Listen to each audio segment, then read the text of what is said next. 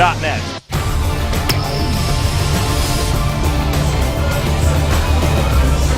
All right, in the upper right, we've got our Protoss.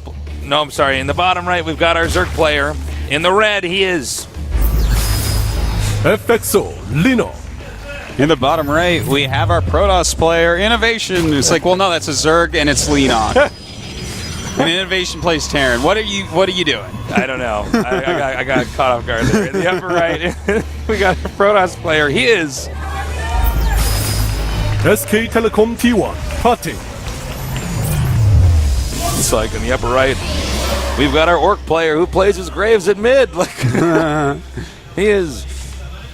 We've got our center with a mean right hook from the planet Jupiter. Using the op. Yeah. It is. It is. Martin Luther King. It's like, no, Tasis, none of that lines up at all. No one even lives in Jupiter. It's a gas giant, Tasis. Come on. Oh, gateway opening. Yeah. Wow. Yeah. Well, I mean, let's face it. No Protoss actually wants to play a normal game. Yeah. There's not a bad point. A two-base opener against this would be more good. That's when the Zerg player needs to get his grader out because he's going up against some cheese. It could be. It might just be a gateway expand. What we're really... Oh. Ooh. Welcome to our studio. It's a time for a parting of the Zerg Seas. We got some poet nerds in the audience. Yeah. You know, the Terrans, they have boats. They just go right over the Zerg Seas. So, just to say what's going on here, like, there's a small chance that parting will do a rush. Like, I think at most here we'll see, like, maybe Mothership Core plus 1 to 3 unit pressure, but probably he's going to go ahead and expand relatively quickly. And the question really is, what does he do off that expand? Does he go into 3 gates and tech, or does he do a 5-gate attack against Leenock? And does Leenock go 2-base or 3-base here? He is getting his quick gas, and against this you always want to get a quick gas so you can get speed. Yep. But does he stay on the gas? I think that that's actually not a bad choice. The build he did last game fits here. Now, one of the reasons why we don't see this a lot is because if the Protoss doesn't do what?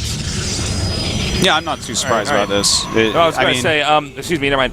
One of the things you want to, excuse me, I had like a brain fart there. One of the reasons why we don't see this as much with Protoss is because Protoss just don't get a 3rd base pretty much no matter what if this doesn't work. It's very hard to do. If they go into that 5-gate and you just shut it down, they're in a lot of trouble. But, you know, with the Mothership Core, they always have the chance to recall out, or the 5-gate becomes more powerful. That's very true. You know, the Mothership Core does change fundamentally the way Protoss operates. Is, you know, the map is much less of a dark, scary place, and he's going to go for a Stargate. Wow, that's a really quick Stargate with this build. Okay. That's really fast. Wow, okay, well, anyways, he's going to have to wall in relatively soon here. But yeah, that is a fast Stargate with a gateway expand. That's cool. Parting, you're a neat guy. What a neat Protoss he is, Tasis. What a neato burrito he is. A neato burrito. Yeah, that's what I was going to say until you said it. Really? You just stole it right out of my head. We do spend too much time together. I was never going to say neato burrito. Why not? That's a great thing to say. Well, what's funny is normally I do say what you're thinking. I know, that's true. So that's why this one time I actually believe it. Yeah. Sorry, not this time. Not this time, buddy. Neato burrito's all yours. Now we have the Phoenix on the way here. Good little groupalings on the way 10. I like that. He's going to be able to make sure he gets any probes, make sure that any frontal pressure doesn't really do that much. And he is still mining gas, so I think he is going to get that overload speed again. Oh, he throws down the 3rd base. I would like to see him get the overlord speed, though, because right now he has to be wondering exactly what's going to happen. Never mind, the Phoenix is out and attacking. The hand is tipped. It is. Now, it's also a bit telling that he's going to go ahead and attack stuff with the Phoenix early on instead of pooling a few of them. And then, boom, surprise Phoenixes. So he may just want to do it for some intel and things like that. Look at how tight this build is. Yep. Just going to be careful not to lose that. Oh, sick. That was a pretty sexy move. That was so sexy. Uh-oh. Well, he had a second force field. Wow. And warp gate finishing just in time. Yeah, that's pretty tight. That is tighter than a stripped Phillips head screwdriver. Wow. Screw. That's screwed in really tightly. Wow. I think that's the best metaphor I could come up with right now. That was the best. It was pretty good. Yeah, it was, yeah. All right, so a Roach Warren is on the way. Spore as well.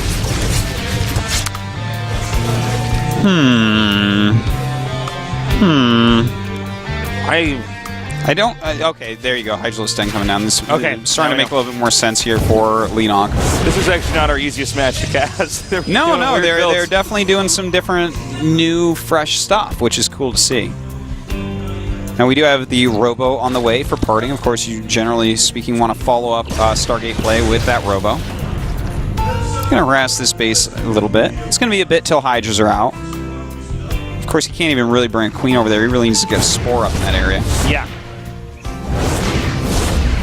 All right, here come the Phoenixes. Continue to scout around. 5 Hydras on the way. I wonder, though, with this build that we're seeing, I'm trying to figure out the motivation for not just doing a quick Forge Expand.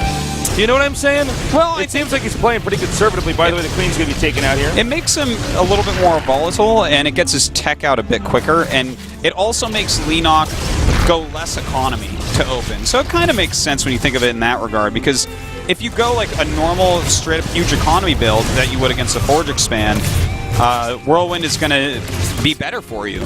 But he's kind of forcing the game into like a little bit slower economy so that he can eke out more edges with things like Phoenix Harassment, things like timing attacks. All right, a few more gates over here.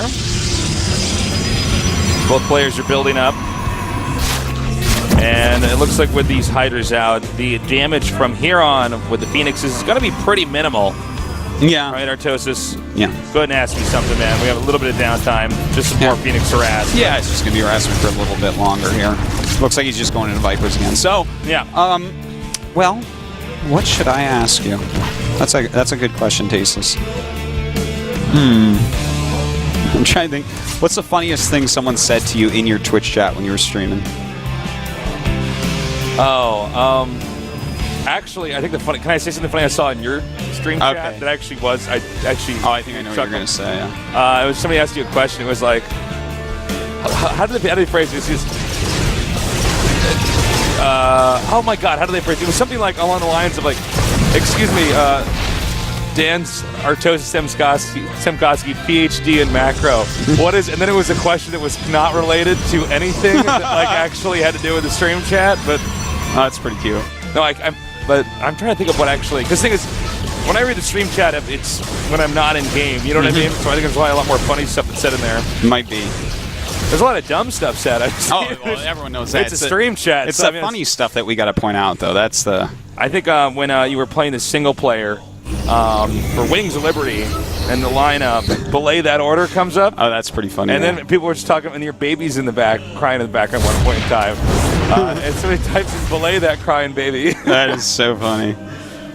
All right, well, it looks like this game really picking up now. A lot of roaches on the way. Parting's moving out. He's bringing this mothership core so he can recall. This is kind of a pretty heavy pressure, but he's not going to attack quite yet. Look at the upgrades, right? He's got Blink on the way, Temple Archives on the way. This is not a good attack timing. That was literally just a pressure to force Leenock to make a lot of units. Yeah. That's what we call applying pressure. It's going to be a more unique time in the game to do it, but he moves out now. It's similar to when we see the Protoss send out a Zealot and a Stalker. You can only really do this against Zerg in the simplest way. Just go out there, then when you have across the map, go back because they've already made a bunch of attacking units and are anticipating you to hit them. Oh no! That's really bad. That's no! That's one of the worst things that could happen. And there's another bad thing that happened to Parting. He already has the Templar Archives. He has a brain fart going on. He just made another one, so he's not going to have his Templars out as quickly as he could, or his Psystorm as quickly as he could. Well, let me tell you something. When you're a world champion, you just did that on TV. That's rough. That's rough. He's looking at it and being like, "Oh my God, if I win this, come on." No, I mean Leenock probably saw that and was like. He's like, that must be a mistake hallucination, until he kills you. He's like, what? That was real. Oh, my God. That didn't just poof away. All right, well. That was based off an observer rally, right? That's what happened. Yes. Because I definitely just grab that and right-click and be like... So, Leenock right now is maxed out against a 125 Protoss on 3 base. That doesn't... I mean, this is a great time for him to actually get up here with his Vipers and get something done. There's no High Templars yet because... That was a bit premature. I think he's actually zoning. I think he's saying, don't come near me, I need more time. Ooh, okay. Yeah, I'm pretty sure that's exactly what that was. Another one. Nice. Oh! This is how Leenock wins. Oh my god, getting the mothership. Way too much damage being dealt here. All right, still very good force fields here, but the upper right here, Terran, and on our shot here is not really defended. Parting has already taken too much damage, I think, to really have any chance here. I think you're right.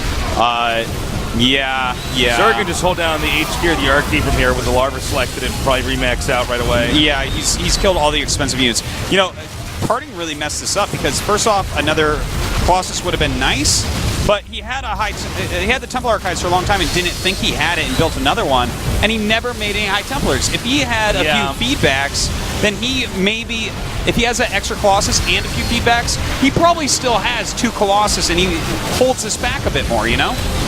Well, it looks like Parting's barely going to hold this off, but the real question is what next here for Protoss? What options does Protoss have? And I don't really see any. Yeah, he's on 47 probes. He has no splash damage and no sentries. This army is a pretty garbage army, to be honest, for Parting. This is not something that you're going to win the game with. He's going right into Psystorm, which is the right call. He doesn't even want to touch Colossus again. If he can get enough Psystorms and Leenock screws up enough times, maybe he can come back. But this is, like, Parting made some really crucial errors already. Now, let's not forget here, though, this is the map that Zerg's pretty much always win on. So the next map that Parting picks is probably going to be a map he's quite strong on. I think his opening was pretty nice, though. It's too bad because he set himself up in a pretty cool spot that could have been a very interesting game until he, you know, had 0 High Templars, rallied a Colossus across, and just got slammed. All right.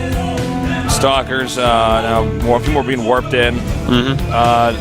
Protoss sort of stuck making Stalkers right now, which usually means you're already dead, but nice feedback. Yeah, so that's what he definitely needed in the last engagement. Gets the other one, but now he's facing an army with just so much damage output and 70 more supply. Oh, God. Yeah. That's not good, is it? Well, Parting's not Marine King, so we might see GG very quickly here. Yeah. Unless he's turned into Marine King, which could be as well. Could be. He's a shapeshifter nerd. There you go. All right, GG. Well, you know, that was definitely Parting making some big errors. Leenock just played a very solid game overall. Well done by Leenock. Yeah, well played. Now the next question is, what map does Parting pick? So I'm going to ask you, Artosis, what map does Parting pick? Planet S. Planet S? I'm going to go with Planet S. Not a bad choice. It's kind of small. It can be really hard with Zerg running around all the place. I would have guessed but Daybreak, he's so but good at zoning out armies. He really is. Like, you give him a solid build like that. Here's Choya going in there and say, kill him. Oh, it's Akalon. I'm so sorry. Of course, Akalon. Like, that evaded my mind. But yeah, Akalon is a very good choice. This is a map where he can definitely get a lot of bases very quickly.